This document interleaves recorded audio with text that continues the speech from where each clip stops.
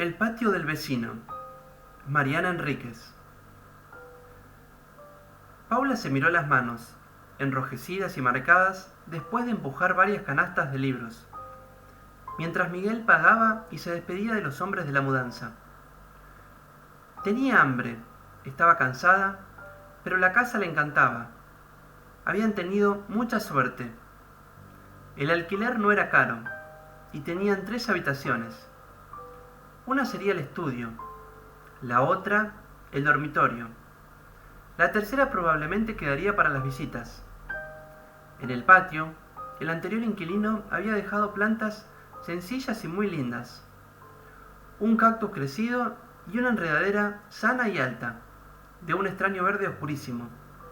Y, lo mejor, la casa tenía terraza, con una parrilla y espacio para montar un quincho techado si la dueña no se oponía.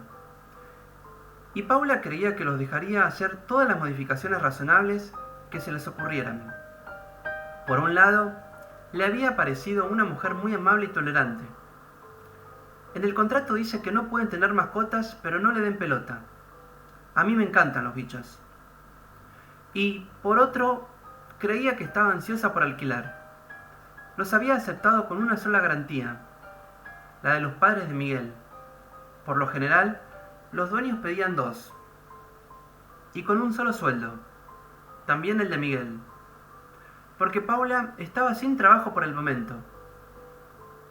A lo mejor necesitaba el dinero o quería tener la casa ocupada antes de que empezara a deteriorarse por falta de cuidado.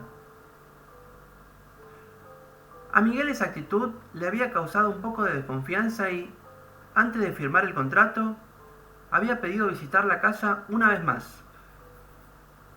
No había encontrado nada preocupante. El baño funcionaba perfectamente, aunque debían cambiar la cortina de la ducha porque tenía hongos. La casa era luminosa, no resultaba ruidosa a pesar de que daba a la calle, y el barrio de casas bajas parecía muy tranquilo pero activo, con mucha gente en los negocios de la cuadra y hasta un sencillo bar en la esquina. Tuvo que admitir que se había puesto paranoico.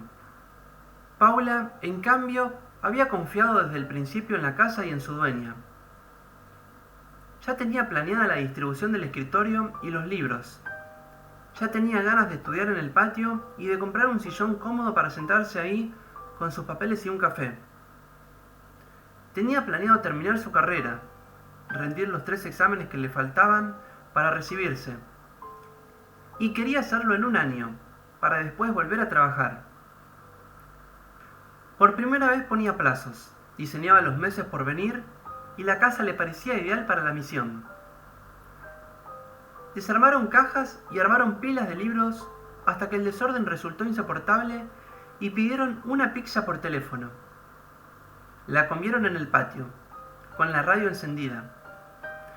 Miguel odiaba los primeros días en una casa nueva, cuando aún no había televisión ni internet, y sentía un mal humor anticipado pensando en los llamados que tendría que hacer durante semanas hasta que todo estuviera en orden. Pero estaba demasiado cansado para preocuparse. Después de fumar un cigarrillo, se acostó sobre el somier sin sábanas y se quedó dormido. Paula aguantó despierta un rato más y llevó la radio a la terraza para escuchar un poco de música bajo las estrellas. Muy cerca podía ver los edificios de la avenida. En algunos años creía las casas como la suya, la sentía suya. Iban a ser compradas y demolidas para hacer torres. El barrio no estaba de moda todavía, pero era cuestión de tiempo. No quedaba demasiado lejos del centro.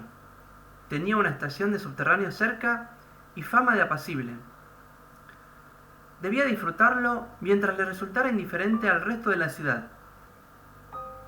La terraza estaba bordeada por muros bajos, pero también tenía un alambrado bastante alto. Seguramente la dueña había tenido allí un perro. A eso se refería con que adoraba a los bichos, y de esta manera evitaba que se escapara. En una esquina, sin embargo, el alambre se había caído. Desde ahí era posible asomarse y se alcanzaba a ver un pedazo del patio del vecino, apenas unas 4 o 5 baldosas rojas. Bajó y buscó una manta liviana para taparse en la cama. La noche se había puesto fresca. Los golpes que la despertaron eran tan fuertes que la hicieron dudar. Debía ser una pesadilla. Hacían vibrar la casa. Los golpes en la puerta sonaban como puñetazos de unas manos enormes, manos de bestia, puños de gigante. Paula se sentó en la cama y sintió cómo la cara le quemaba y el sudor le empapaba la nuca. En la oscuridad los golpes sonaban como algo a punto de entrar, a punto de derribar la puerta.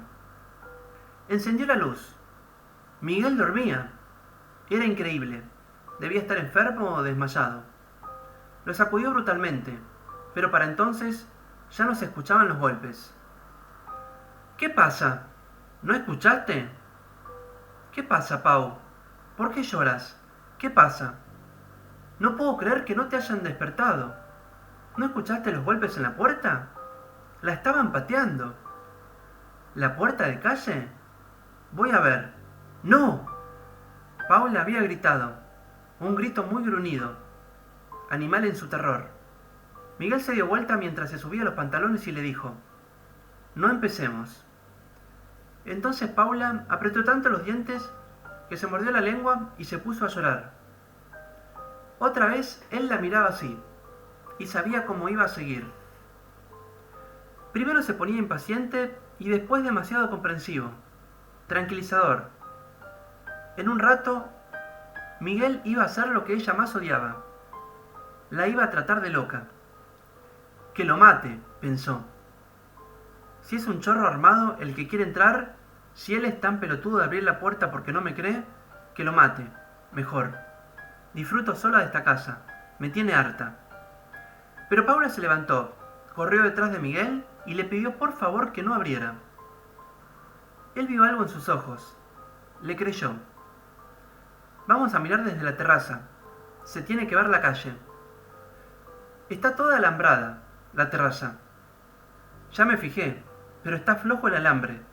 Se saca fácil. Miguel arrancó el alambre sin esfuerzo. Estaba prácticamente desprendido. Se asomó con confianza.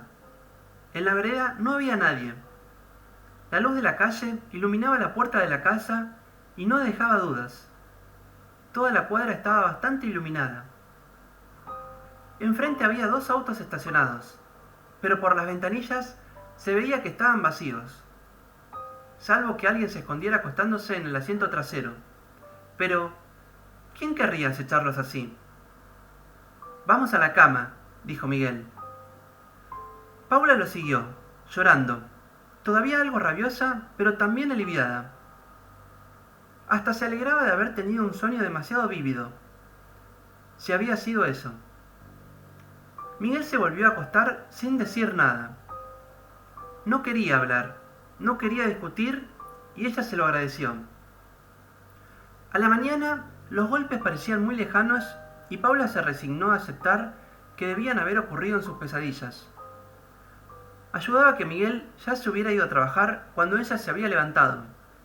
Así no tenía que enfrentarlo ni hablar de lo que había escuchado. No tenía que aguantarle la cara de tristeza. Era tan injusto. Porque había estado deprimida, como tanta gente, porque tomaba medicación en dosis muy bajas, Miguel creía que estaba enferma. Le había sorprendido mucho descubrir que su marido era tan prejuicioso. Pero en el último año había quedado claro, al principio de la depresión, él insistía en sacarla de la cama. Le decía que saliera a correr, que fuera al gimnasio, que abriera las ventanas, que visitara a amigas. Cuando Paula decidió consultar con un psiquiatra, Miguel tuvo un ataque de furia y le dijo que ni se le ocurriera ir a ver a uno de esos chantas.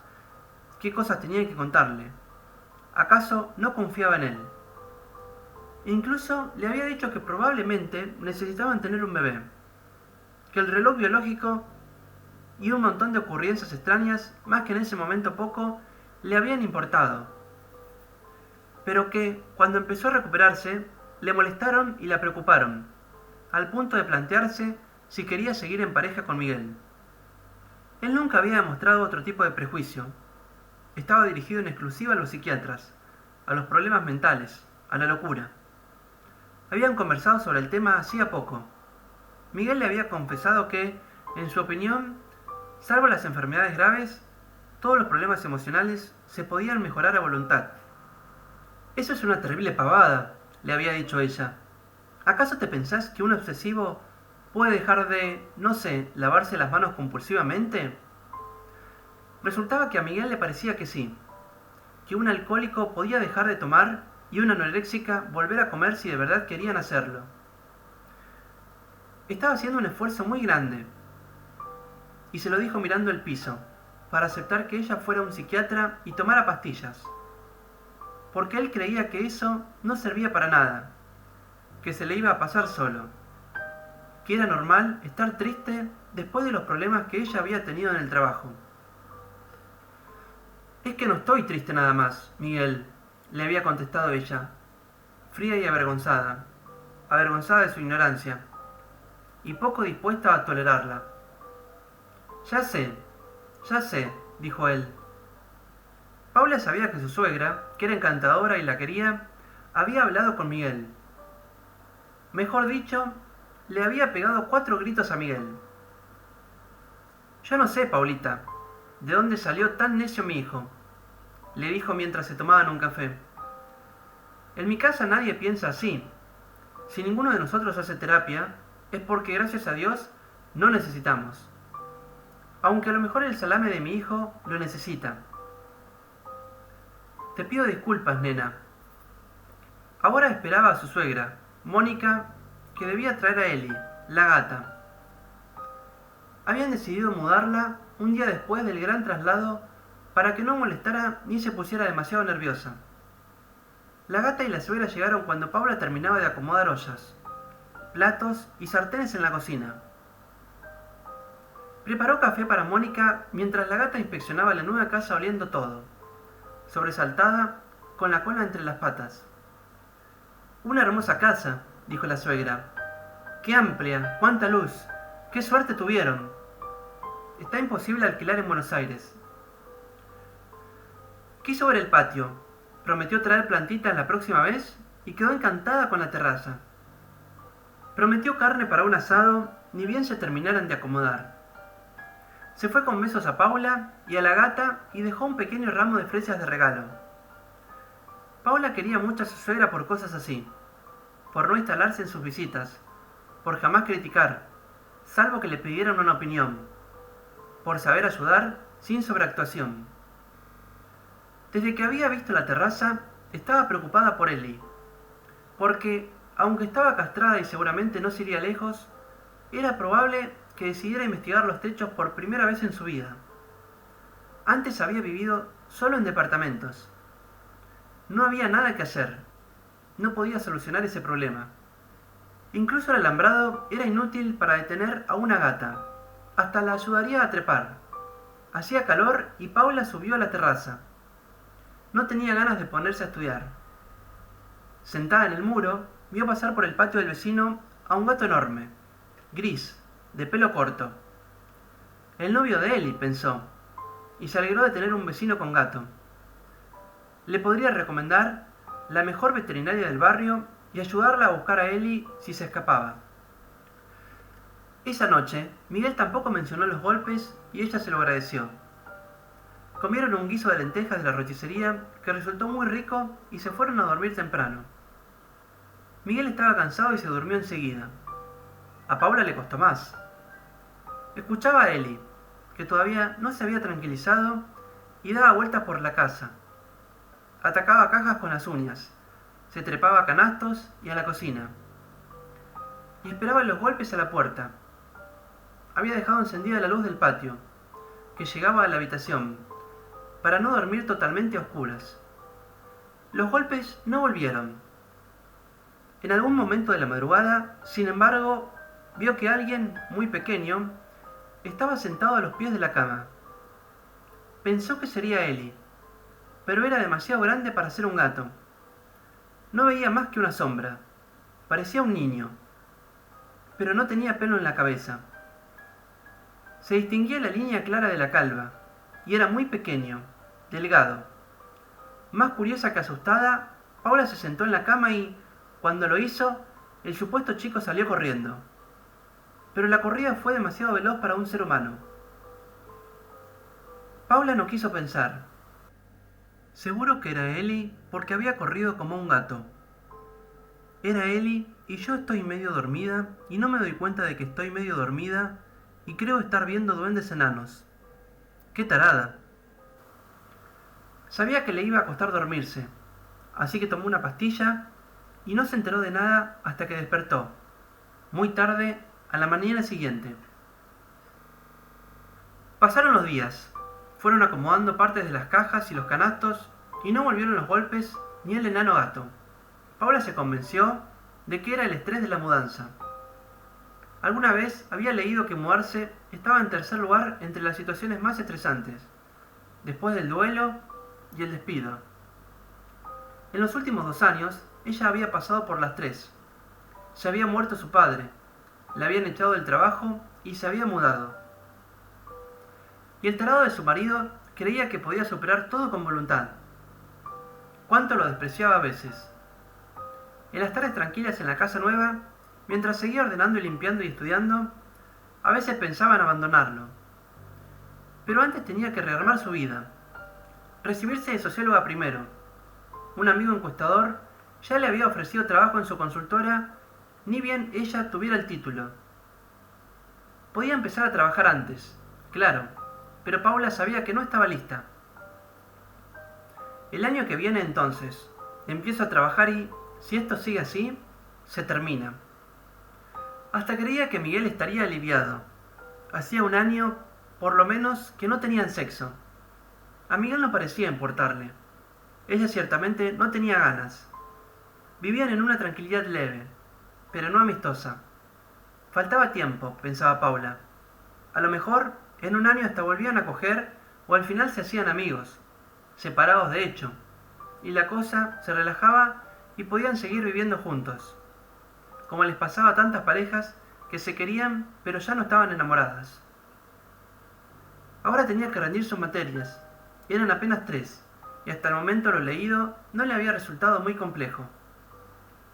Cuando lo vio, estaba en uno de sus recreos entre fotocopia y fotocopia, colgando ropa limpia en la soga de la terraza. Eli dormía al sol. La gata no demostraba ningún interés en recorrer los techos del barrio y Paula se lo agradecía. Espió el patio del vecino, esas 5 o 6 baldosas apenas, baldosas rojas, antiguas, como de casa colonial, buscando al gato gris que ella nunca había vuelto a ver.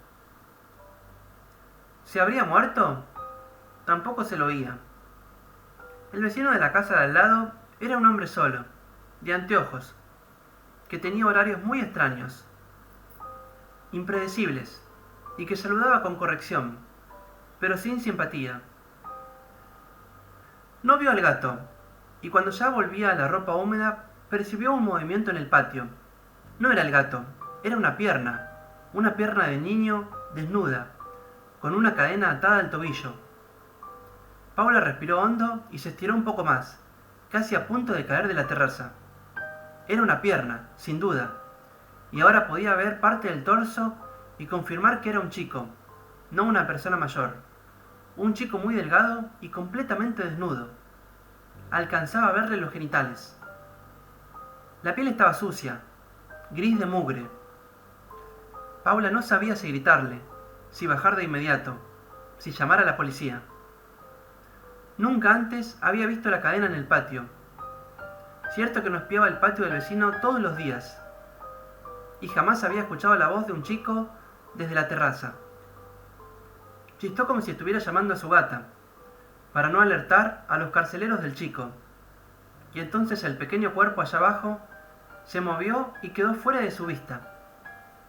Sin embargo, sobre las 5 o 6 baldosas se seguía viendo la cadena, ahora quieta, como si el chico estuviera atento, esperando el chistido, sin posibilidad de escapar y tenso. Paula se llevó las manos a las mejillas. Ella sabía qué hacer en estos casos. Había trabajado mucho tiempo como asistente social. Pero después de lo que había pasado hacía 1 año, después del despido del sumario, no quería siquiera pensar en volver a responsabilizarse de los chicos perdidos, los chicos dañados.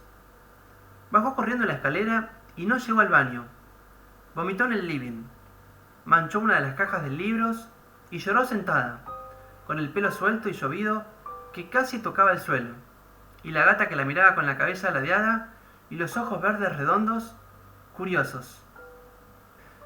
Es el chico que vi a la noche hace semanas, al pie de la cama, pensó. Es el mismo. ¿Qué estaba haciendo? Lo dejan suelto a veces. ¿Qué hago? Lo primero que hizo fue limpiar el vómito, vaciar la caja de libros y tirar el cartón apestoso a la basura. Después volvió a la terraza para asomarse. La cadena seguía en el mismo lugar, pero el chico se había movido un poco porque se veía su pie.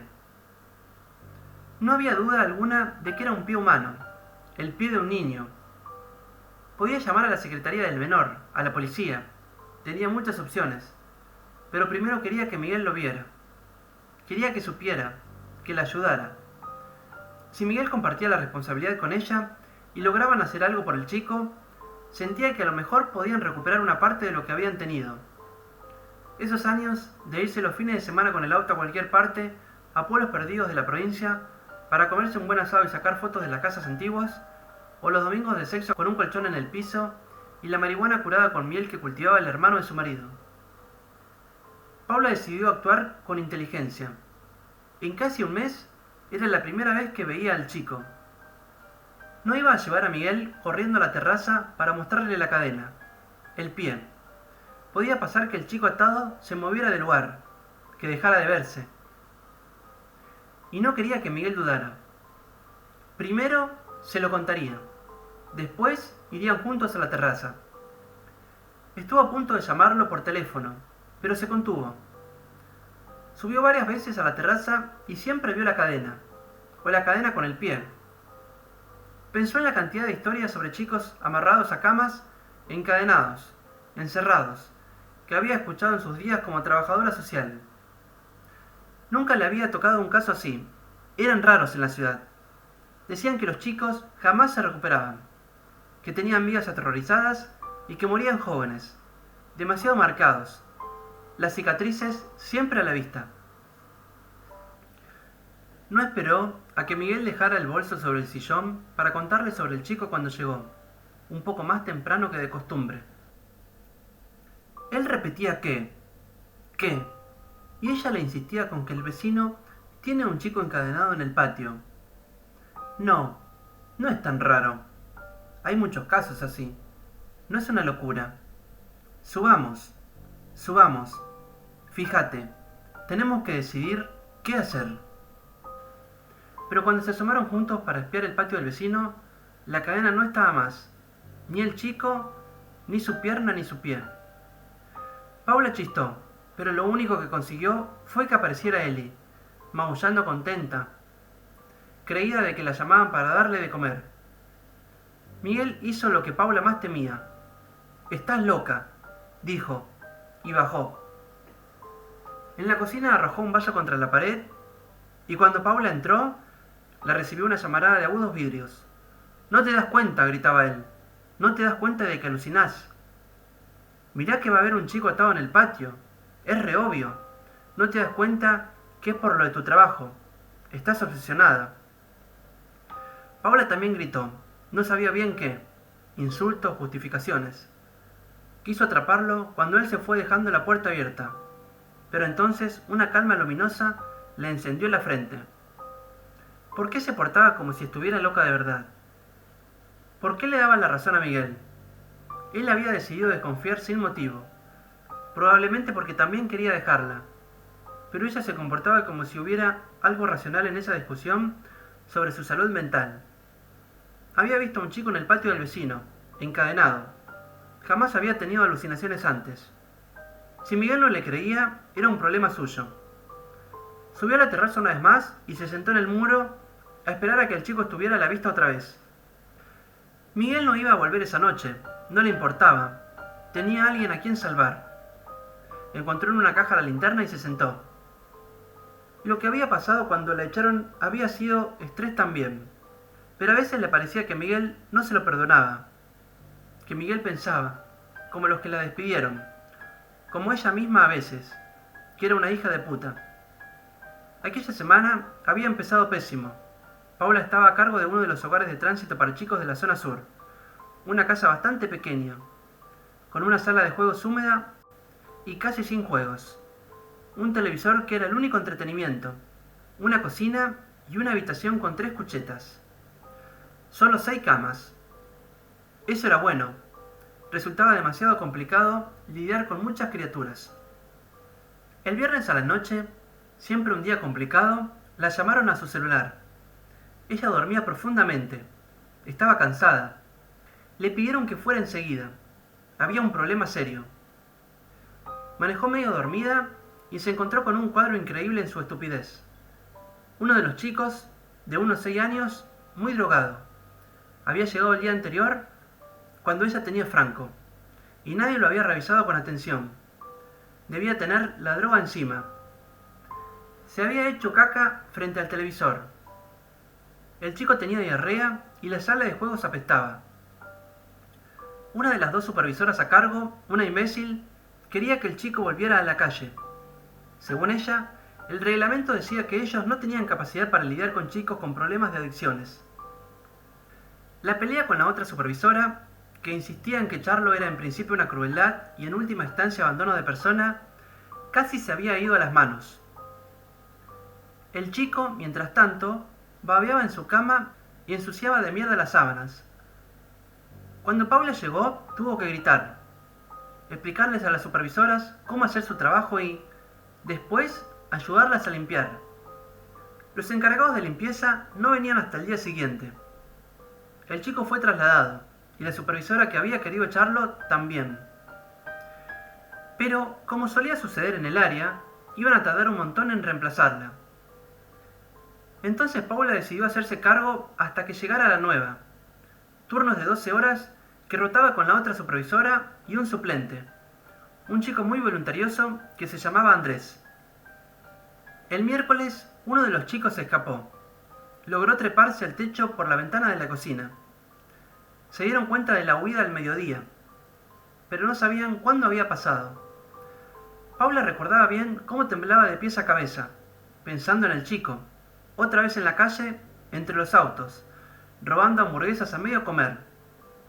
Era un chico de la terminal de ómnibus, que seguramente se prostituía en los baños, que conocía todos los recovecos de la ciudad, inclusive los aguantaderos de ladrones, aunque tenía 7 años, que era duro como un veterano de guerra, peor que un veterano, no tenía nada de orgullo, y que hablaba un dialecto profundo que solo entendían los otros chicos y algunos asistentes sociales más experimentados que ella. El chico apareció en un hospital esa misma noche. Se lo avisaron mientras patrullaba los alrededores de la Villa 21, donde las chicas adictas de 12 años se subían a los camiones para chuparles la pija a los choferes y poder pagar la siguiente dosis. Estaba en un hospital, drogado, lo había atropellado un auto. Pero estaba bien, ni siquiera se había roto un hueso, solamente estaba un poco golpeado. Paula no fue a verlo, se encargó de visitarlo Andrés. Ese chico también fue trasladado. Paula empezó a sentir que no podían cumplir con su trabajo, que los chicos se le escapaban de las manos. Al día siguiente llegó una nena de 5 años. La habían encontrado en la calle con un hombre y una mujer que no eran sus padres, sucia y muy cansada. Iba a quedarse en el hogar de tránsito hasta que encontraran a sus padres verdaderos o se tomara otra decisión judicial. La nena no era desconfiada y callada como la mayoría de los chicos que pasaban por el hogar. Se reía con la televisión hasta que le dolía la panza. Hablaba mucho y contaba sus fantasías callejeras. Hablaba de un chico gato que había conocido en el jardín botánico. Por ejemplo, un chico que vivía ahí entre los otros animales y que tenía ojos amarillos y podía ver en la oscuridad. A ella le encantaban los gatos y no les tenía miedo. El chico era su amigo. La nena también hablaba de su madre y decía que la había perdido. No sabía dónde vivía, nada más sabía que llegaba en tren hasta su casa, pero no recordaba la línea y cuando describía la estación mezclaba los detalles de las 2 más grandes de la ciudad. Paula y sus compañeros confiaban en encontrar pronto a su familia. El siguiente viernes, Paula se quedó sola en el hogar, de guardia toda la noche. Miguel odiaba que hiciera eso, pero ella le había prometido que era nada más hasta que llegara el reemplazo. Y no mentía, tampoco le gustaba la noche. En el lugar estaban la nena simpática y un chico de unos 8 años que hablaba muy poco, pero se portaba bien. Paula llegó a las 10 de la noche, cuando Andrés entregaba su turno. Los chicos ya dormían. Andrés, que la había pasado mal toda la semana, él trabajaba, además en un servicio de noche que patrullaba la calle en busca de chicos. Le ofreció compartir una cerveza y fumar un porrito. Paula aceptó. Encendieron la radio también. Después le dirían que estaba muy fuerte, que hasta los vecinos la escuchaban. Pero a ella en ese momento le pareció que el volumen era normal, que le permitiría escuchar el timbre o el teléfono o a los chicos si se despertaban. Pasaron un par de horas tomando y riéndose, y charlando. Eso lo reconocía. En el momento no creyó estar haciendo nada malo. Sabía que era incorrecto, pero sentía que debían relajarse después de una semana complicada. Eran dos compañeros de trabajo pasando un buen rato. Nunca iba a olvidarse de la mirada de la supervisora cuando entró en la cocina. Desenchufó la radio de un tirón y les gritó: ¿Qué mierda están haciendo? ¿Qué carajo hacen, hijos de puta? Sobre todo el hijos de puta. Había sido tan sentido, tan sincero. Las cosas pasaron rápido. Tuvieron que absorber la información medio borrachos y volados, absolutamente culpables. Un vecino había llamado a la supervisora. Tenía el teléfono, porque escuchaba llorar a un chico en el hogar. La supervisora se extrañó porque Paula estaba de guardia. Se lo dijo al vecino, pero él insistió en que una nena lloraba y que la música estaba muy alta. Lo de la música convenció a la supervisora, que inmediatamente pensó en ladrones, en algo grave.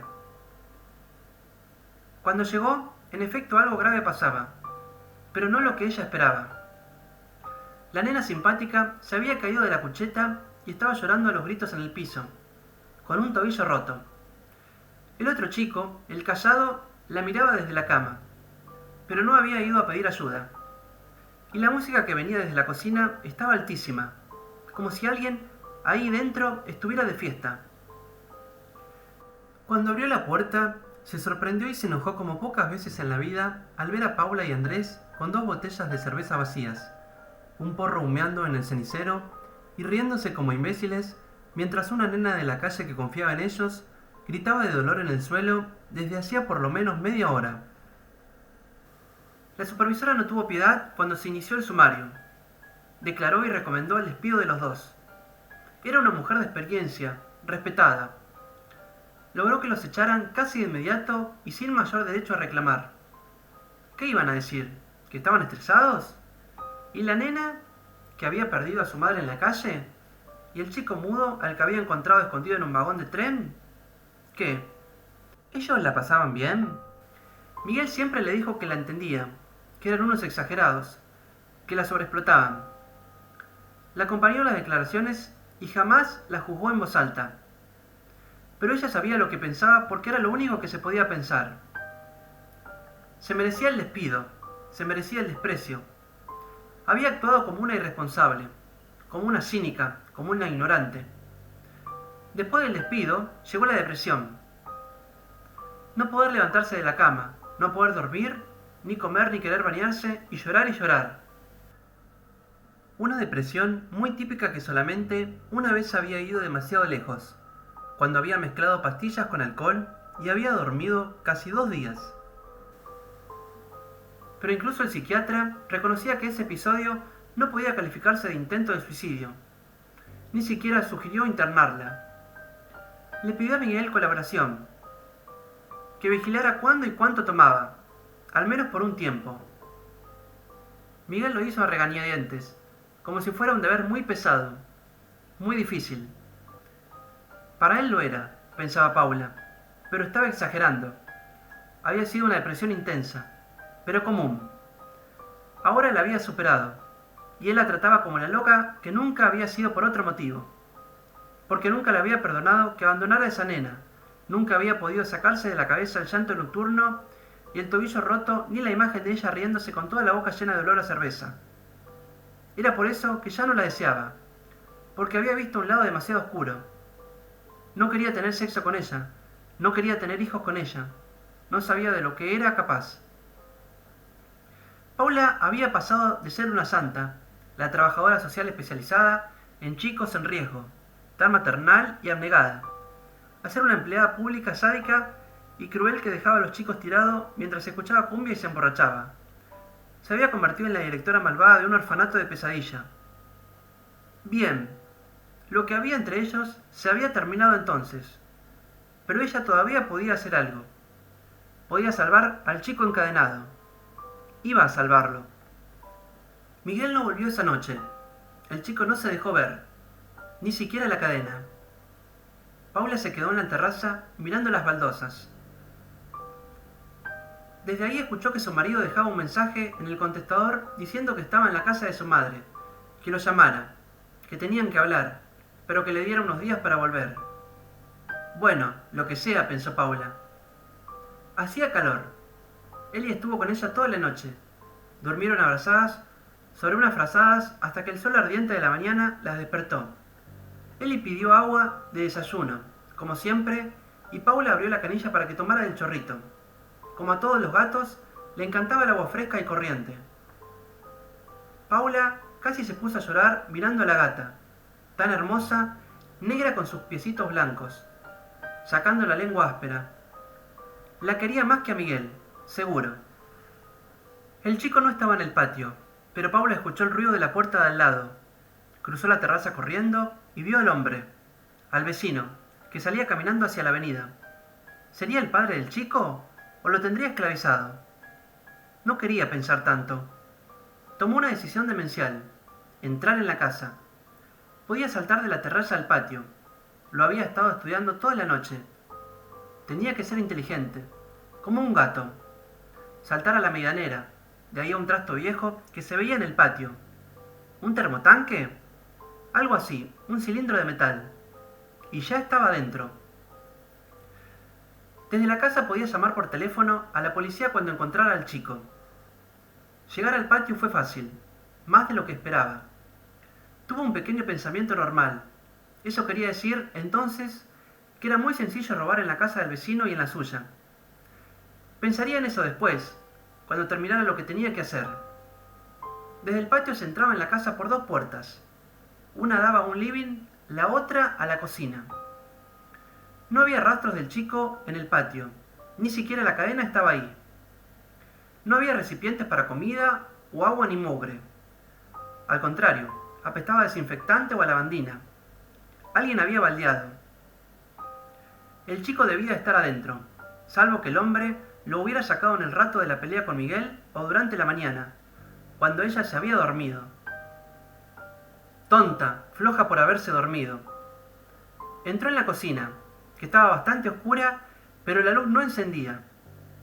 Probó con otros interruptores, incluso con uno del patio. La casa no tenía electricidad. Tuvo miedo. La cocina apestaba. La adrenalina le había impedido recibir el impacto total del olor, que era atroz. Pero la mesada estaba limpia. También la mesa. Paula abrió la heladera y no encontró nada extraño. Mayonesa, milanesas en un plato, tomates. Después abrió la alacena y el olor le llenó los ojos. La hizo lagrimear y la garganta se le cargó de líquido amargo. Tuvo que hacer un gran esfuerzo para no vomitar, mientras su estómago se agitaba desesperado. No veía bien, pero no hacía falta.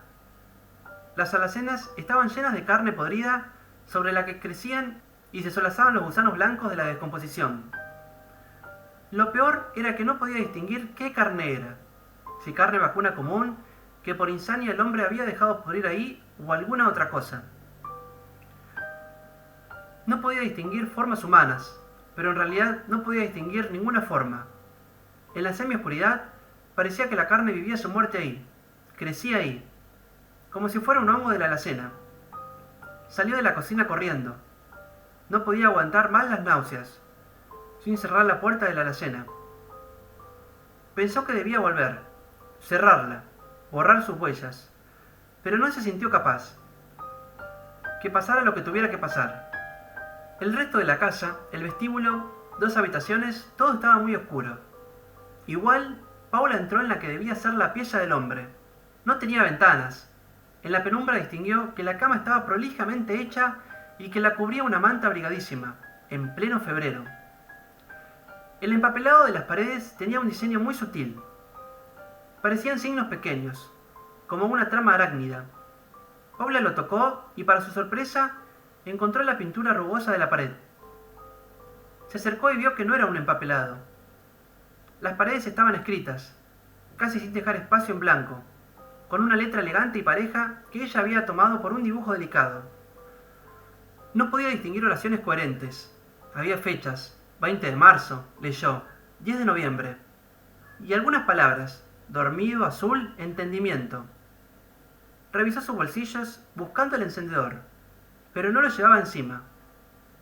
No quería buscar uno en la cocina. Pensó que cuando se acostumbrara más a la oscuridad podría leer, pero después de esperar algunos minutos, sintió que la transpiración le corría por la espalda y que el dolor de cabeza se hacía fuerte, y tuvo miedo de desmayarse en esa casa horrible, esa casa a la que nunca debería haber entrado. Si no le había importado esa nena hermosa que se había roto el tobillo, y la mirada en la cara de la nena cuando se la llevó a la ambulancia, la mirada de odio en sus ojos, la nena sabía que ella era la culpable, que era tan mala como la calle, porque le importaba ese chico entrevisto en un patio que, si vivía con ese loco, seguramente ya estaría arruinado para siempre, lejos de cualquier posibilidad de recuperación o de una vida normal. Lo más piadoso que podía hacer, si lo llegaba a encontrar, era matarlo. Pasó al living, también ordenado y vacío, pero allí encontró la cadena, sobre un sillón de corina marrón. El living que daba al patio estaba iluminado. Se atrevió a hablar. «Hola», susurró. «¿Estás acá?» Sabía que no necesitaba gritar en la casa. No era tan grande y estaba completamente silenciosa. Esperó, pero no escuchó nada. Se acercó a una biblioteca con puertas de vidrio. Podía distinguir pilas de papeles, pero cuando la abrió, no solo se decepcionó, sino que también le dio mucho miedo. Todos los papeles eran boletas de luz, de gas, de teléfono, todas sin pagar y ordenadas cronológicamente. ¿Nadie se había dado cuenta de eso? ¿Nadie sabía que había un hombre viviendo en esas condiciones en un barrio de clase media? Era probable que hubiera otro tipo de papeles entre las facturas impagas, pero Paula debía apurarse y revisar los libros. Eran todos grandes y pesados libros de medicina de los años 60, con hojas satinadas y láminas. El primero que hojeó no tenía marcas de ningún tipo, pero el segundo sí. Era de anatomía y en las páginas que describían el aparato reproductor femenino, alguien había dibujado con birome verde una pija enorme, con espinas en el glande, y en el útero, un bebé de grandes ojos glaucos que no se chupaba el dedo. Se lo lamía con un gesto de lascivia que la hizo decir en voz alta: «¿Qué es esto?». Cuando escuchó la llave en la puerta de entrada, tiró el libro al piso, sintió que se le humedecían la bombacha y los pantalones y corrió al patio. Trepó el tanque con desesperación. «Me caigo, me caigo. Tengo las manos transpiradas, tengo la presión baja», y, con la velocidad del miedo, llegó a la terraza. Bajó las escaleras corriendo y cerró la puerta del patio con llave, aunque le parecía que eso no iba a detener al hombre, que seguro vendría tras ella porque tenía que haberla escuchado, porque había dejado abierta su fétida alacena, porque había visto sus dibujos. ¿Qué otros dibujos habría ahí? ¿Qué decían esas paredes? ¿Y el chico? ¿Era un chico? ¿O era el hombre, a quien a veces le gustaba encadenarse en el patio? A lo mejor era él. Con la distancia y la sugestión de su propia historia con chicos, a lo mejor le había parecido más pequeño de lo que era. Un alivio pensar que el chico no existía, pero el alivio no la protegía. Quizá el loco no era peligroso y no le molestaba que hubiera invadido su casa. Pero Paula no lo creía. Recordaba cosas vistas con el rabillo del ojo. Algo sobre el sillón que parecía una peluca. Algunas palabras en la pared que estaban en un idioma que ella desconocía, o en un idioma inventado, o sencillamente eran letras agrupadas sin sentido. Todas las plantas del patio secas, pero con la tierra húmeda, como si siguieran regándolas, como si alguien no aceptara o no entendiera que estaban muertas. Odió a Miguel claramente por primera vez, por dejarla sola, por juzgarla, por cobarde, por huir ante el primer problema real, por huir a lo de su mamita. Lo llamó Sorete. «No está», le dijo su suegra. «¿Vos estás bien, querida?» «No, estoy como el culo». Silencio. Llamalo al celular, hermosa. Vas a estar bien, vos no te preocupes. Le cortó. Miguel tenía apagado el celular desde hacía horas. En situaciones así, Paula extrañaba a su padre, un hombre complicado y poco cariñoso, pero claro y decidido. Un hombre que jamás se hubiera espantado ni enojado por tan poca cosa. Ella recordaba cómo había cuidado a su madre, que se murió loca por un tumor cerebral, y a él, cuando la escuchaba gritar, no se le movía un músculo de la cara. Pero tampoco le decía a ella que estaba todo bien, porque no estaba todo bien, y era una estupidez negarlo. Como ahora, algo malo iba a pasar y era una estupidez negarlo. Intentó llamar al celular una vez más, pero seguía apagado o fuera del área de cobertura. Entonces escuchó a Ellie, que gruñía enojada y después maullaba enloquecida. Los gritos de la gata venían de la habitación. Paula corrió. Un chico tenía a Ellie sentada en el regazo.